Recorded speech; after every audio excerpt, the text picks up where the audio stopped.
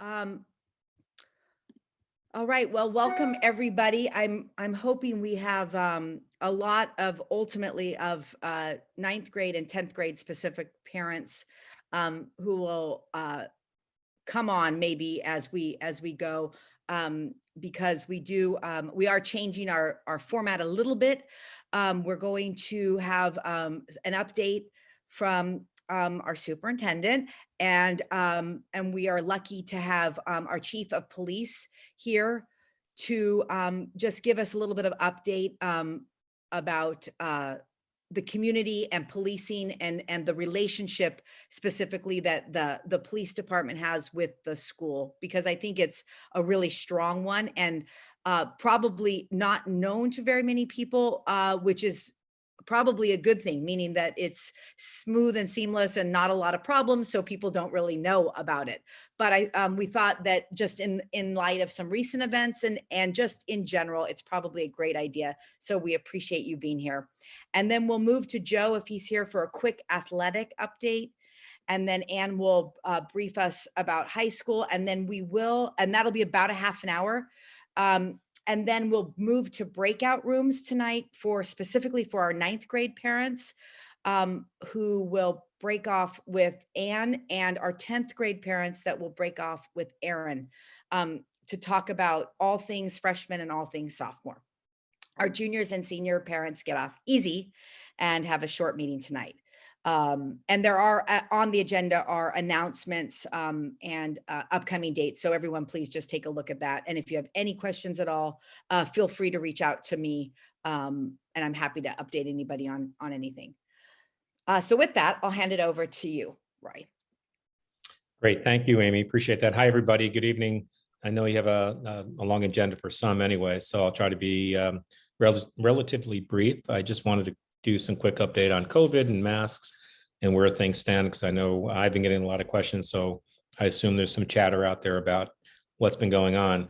But first, as you know, we've been testing every week for those who provide consent, and similar to what's happening outside of Bronxville, we're seeing the same thing inside as well. Our numbers, our positive infection rates are dropping dramatically. This past week, our infection rate was 0.8%, I believe. We only had 2 positives out of the 300 plus that we tested. So we went from a high of 8% on January 5th down to 0.8% now, which is really good news. I was on a call yesterday with the county executive, and similarly in Westchester County, the numbers are continuing to drop. I think there's less than 3,000 active cases now, from what I understand. Hospitalization rates are also trending down, but as he has also said, there's still deaths that do occur, and that's the scary part of all of this. So when you're vaccinated or boosted, you tend to have more protection if you don't. So that's kind of quick on the numbers side. Regarding masks, as you've seen, I'm sure, a number of articles in the paper, a number of things online as well. New York still has our mask mandate intact in schools. Right now, it is scheduled to expire on February 21st. From what I understand, the governor will be extending that until at least the end of February, from what we're understanding from this afternoon's meeting that she had with a couple of groups. So that's kind of where we are currently. We don't have any leeway of saying in Bronxville it's optional, because the state has mandated masks for schools indoors. We have been, as part of my superintendent group that I belong to in Westchester, Putnam, and Dutchess County, we've been advocating to the governor and the State Department of Health to come up with metrics that can guide the decision regarding masks. Metrics meaning vaccination rates, infection rates, community rates, hospitalization rates, et cetera, as a means to say, hey, if it's truly trending down and it looks positive for everybody, let's take a look at making mask optional. But it should be based on data and science as opposed to politics, if you will. Now, as you may have also heard, New Jersey has decided to lift the mask mandate as of, I think it's March 2nd or March 7th. I'm not quite sure which. as has Connecticut has done that as well. Pennsylvania, and I also saw Delaware and Oregon have set dates of March 31st to end their mask mandate. So I am assuming that New York won't be that far behind on that. I'll make the kind of guess, if in my view, that the mask optional will occur sometime in March. I think the governing Department of Health want to see some additional weeks, as we're hearing. We're so close. We're getting close to the end of this. Let's hang in there for a few more weeks. And I imagine with the February break coming up for us, particularly the 2 weeks after the break, are crucial for us to prevent the spread. And towards that end, we've been giving a number of rapid antigen tests by the State Department of Health. We have a couple of thousand on hand. So we've decided to distribute those to the students and ask students or parents for younger kids to do this for us, voluntarily submit to rapid tests before they come back after the break in February. I think that'll give us at least some degree of safety, that after wherever people go, it's fine, whatever. We have a break coming up. But before you come back to school, please take the rapid test. If you're positive, stay home. If you're negative, great. But if people do voluntarily submit to that, at least for me anyway, I'd feel a little level of comfort knowing that we've done everything we can to try to prevent the spread and drop the infection rates. So that's pretty much it on the COVID front at the moment. As you know, there are protests that are going around here and there on mask mandates. We have some in the community who have shared their letters with me. It's not up to me to say I agree or disagree. People have their own opinions on it. We are bound to follow the rules of the law of the state, and that's what we're going to do. But if people want to protest, then that's their right to do so. Just a couple of things. We have a board meeting on the 16th coming up, and then we have another budget workshop on potentially on March 5th, but the chance that might be canceled if we can get our budget in order prior to that for next year. We have our Board of Ed election coming up as well in May. We do have 3 members of the board going off the board this year: Tom Curran, Jack Beerworth, and Arlene Thomas. Their second terms are up. There'll be 3 open seats. So I would encourage you to pay attention once the people submit their petitions to run for the board, because it could have major impact on the district moving forward. And finally, I see Jen on the call. We're working with as part of a centennial committee. As you may know, it's the 100th anniversary of the school coming up, and we have a small group looking to plan something special for the fall as part of the 100th anniversary. There'll be many more details to follow about that as we move forward, but I do want to let people know that we are planning for something in the fall to celebrate the 100th anniversary of the school. And that's it for me. So if any questions, I'm happy to answer them. If not, enjoy the rest of your meeting. Great, thank you. That's very encouraging news about our numbers for COVID. I'm with you. Just a few more weeks, push through. So thank you very much. If anyone has questions, just type them in the chat, and then that way we'll get them. I don't see any as of now. So thank you. All right, and with that, we'll hand it over to our police chief. Good evening. I promise to be brief. I know you have a long meeting and breakout sessions coming. Jennifer Heathwood and I spoke several weeks ago after an incident in the village, and we both thought it was a good idea if I hit all the PTA council meetings via Zoom. For those that don't know me, I am the police chief. I've been in Bronxville for 34 years. 15 of those years as police chief.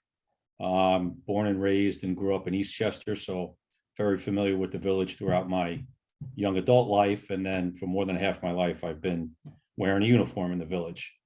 We did have an incident in the village that prompted a discussion between me and Jennifer about attending these meetings.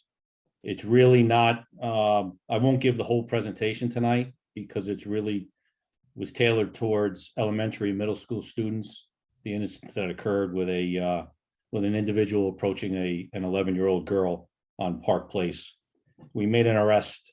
The case is moving through the courts, and it's something that we spoke with in detail to the elementary and middle school parents. And if anybody has any questions from the high school side, you can email me or you can put it in the chat and we'll answer that quickly. The reason I'm here tonight is we didn't want to leave the high school out. It's an important part of our relationship that we have. And as Amy mentioned, it's a strong relationship. It always has been a strong relationship. I am in constant communication with Ann Meyer, Roy Montesano, Rachel Kelly, Marcellus Lassane, probably more communication than the four of them want to hear from me. But that's what happens in a small community, 1 square mile. Our buildings are across the street from each other. It enables for a strong lines of communication, a relationship that we continue to work on. And the village board to that point added 2 positions to the police department in the past budget. We went from 21 to 23, and those positions are being filled specifically for community policing. What that will mean is there'll be an officer assigned to walk the business district from 8 a.m. to 4 p.m. and then a second officer from 4 p.m. to midnight. Part of the 8 a.m. to 4 p.m. officers' duties will be to park and walk at the school. We already have an office at the school. COVID really interrupted a lot of the things the new initiatives that we were working on. And we're hopeful that come spring, you'll see a bunch of those. And while the relationship is fantastic between administrations, we want to strengthen the relationship between the police and the students. And by assigning officers to community policing and having more of a presence in the school, not only does it deter anybody from thinking they can enter the school or commit a crime within the school, it strengthens that relationship between the police and the students and the young adults. So we'll continue our programs in the high school. Part of that is our drug talk in Mr. Russert's class, health class. And we look forward to welcoming the seniors to Village Hall again to go over some college orientation classes that proved to be very beneficial. So I don't have anything else this evening. I thought it was a great opportunity, and I appreciate the invitation to come and just reintroduce myself for those that don't know me. There are a lot of new families in the village, and I'm definitely guilty of thinking that everybody's here 34 years with me, and how do they not know me? But I'm finding out that many are leaving, and I'm still stuck here. So I introduced myself to the new families and hope to establish trusting and strong relationship that I've had with many that have left the village. So any chat questions or any email questions, I'm available all the time via email or by phone. And I'm more than willing to answer your questions or give any advice for that matter. Thank you very much. I really appreciate you taking the time and coming. I think it is important for, to your point, there's a lot of new families, but just a reminder that it's a very symbiotic relationship. I want to say just one thing from a personal note. I have a freshman in college as well, and 2 in high school. But one of the things he loved the most was pre-COVID was you just had, an officer like eat lunch with them, and like he'd sit at the table and just talk to him. And then, I'll never forget the day, one of the days he came home and he's like, Mom, they're just people. It was like, this like light bulb went off. So and I'm sure that will come back with COVID leaving, but so, for all the new families, but it's just also a good reminder for the people that have been around a while that, to your point, you're here, you're available. And maybe I might, if it's okay with you, maybe I'll throw your email into the chat. Sure, absolutely. And that way, if anyone does have any questions or anything that they think of later on, they can just email you. Sure, not a problem at all. Okay, great. I'll do that. Thank you very much again for taking the time and coming to speak with us. You're welcome. Have a good night. All right, you too. Fantastic. And with that, is Joe on? I'm sorry. Let me look at I don't see I him. don't believe so. Yeah, I you know have- what? It's not his fault because I think I might have told him we were doing this meeting and then I might have added them at the last minute. So I know there is also JV and varsity basketball going on right now. So good luck to it feels like all the basketball teams. But I know squash is going on, but I don't have an athletic update, so I'm not going to try to fake one. But Anne, you might know a little more. But we'll skip athletics and move to you. Sure. So I also want to thank the police chief for coming and reiterate the strong relationship that we have with the police. At any moment, I could text him, call him. We have the detectives on speed dial. And that is such a reassuring thing that whenever we need to, we can reach out and coordinate if we have any questions or any concerns whatsoever. So just a pleasure to be able to work with such a responsive and supportive police force right across the street, which is also very reassuring. So I just wanted to give a couple of very quick updates. First of all, things are going well. We're already in the second semester, which is unbelievable. And we're really excited about COVID numbers going down and things like maybe the musical happening in the auditorium this year and all the end of year activities happening as we would normally expect them to. This week, we do have a student run production that's taking place. So a group of students approached me earlier in the year and asked, could we produce a play? Yeah, let's do it. So this is the first time. And it is actually one of Mr. D'Alessandro's plays that they're producing, which is also very special. And so those are taking place Friday night at 5 p.m. in the auditorium, Saturday at 2 p.m. and then again at 5 p.m. also in the auditorium. The tickets are available on Eventbrite. The link is on the week ahead. And so I encourage people to attend. We'll be following COVID protocols, masking in the building, and then families will sit at least one seat apart in the auditorium. Mr. D'Alessandro will be joining on Friday night and after the play do a Q&A if the audience has any questions about the play after seeing it. So that's very exciting. So please support our students who put this together. I wanted to mention that in March, we have a speaker, Chris Herron, coming in to present probably to the 10th and 11th grade. And he has actually visited us in the past. He does a really powerful presentation around drugs and alcohol and addiction. I will send out information ahead of that to the parents of 10th and 11th graders. You could just look him up. He has a website, Chris Herron. And so that will be coming in early March.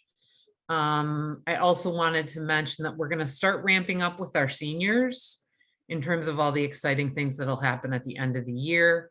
So the senior class parents will have a save the date email going out shortly with a lot of dates coming up at the end of the year. A couple of things in particular that you may be curious about and will definitely learn more about include senior shadowing and senior week. So these are things that we plan so that our seniors can get out of the building and do fun things together and get some real world experience before they graduate. So I'm not going to go into details here, but just know that we will be sharing information with you about that as the time comes. And then finally, sort of to piggyback on what Roy said, this is the 100th commencement in June, which is very exciting. And we are going to have some really special aspects to the graduation that I think will kind of bring together our seniors and alums in some nice ways to make that graduation special. So more to come on that, but we're working on just having that 100th commencement be a super special one. And everyone, please, whatever you need to do, pray, I don't know, light candles, good weather for that one. That's the only thing I'm worried about. And that's it from me. Thank you. And I did have a couple. So one question I'm getting a little bit is there an expectation? And I didn't answer because I was going to wait for tonight, but is there an expectation of prom? Oh, yes. That's Yes, what yes. And we expect it to be a junior senior prom. Perfect. So Okay. a prom as pre-COVID with all juniors and seniors being welcome to attend. We'll take a look at where we're at that point. So like last year it was seniors only. Traditionally it's juniors and seniors and they can bring a guest from a different grade. My guess is we'll be able to do that. I think our plan at this point is for things to be back to normal. If we need to make adjustments, we'll share that information, but hopefully as normal as possible. Great. Okay. All right. I don't, does anybody have any questions in general? All right. Doesn't look like it. So I think at this time, we're a couple minutes early, but I mean, we didn't set a time, so that's good. I think we might as well, I don't think I have anything else. We might as well go ahead and do our breakout rooms and move to our 9th and 10th grade parents getting a little time. So I don't do breakout rooms a lot, but I'm going to do them. I think I can name them grade 9 or grade 10, but if I can't, breakout room 1 is grade 9, breakout room 2 is grade 10, just so everybody knows. Perfect. And I will let participants choose. Oh, I'm going to rename it. Okay. And again, we're doing, Erin and I will be in those sharing information, most specifically about course selection, and then anything else that people want to ask about. So we'll open those rooms now and join them. And if you're not joining one, have a good night.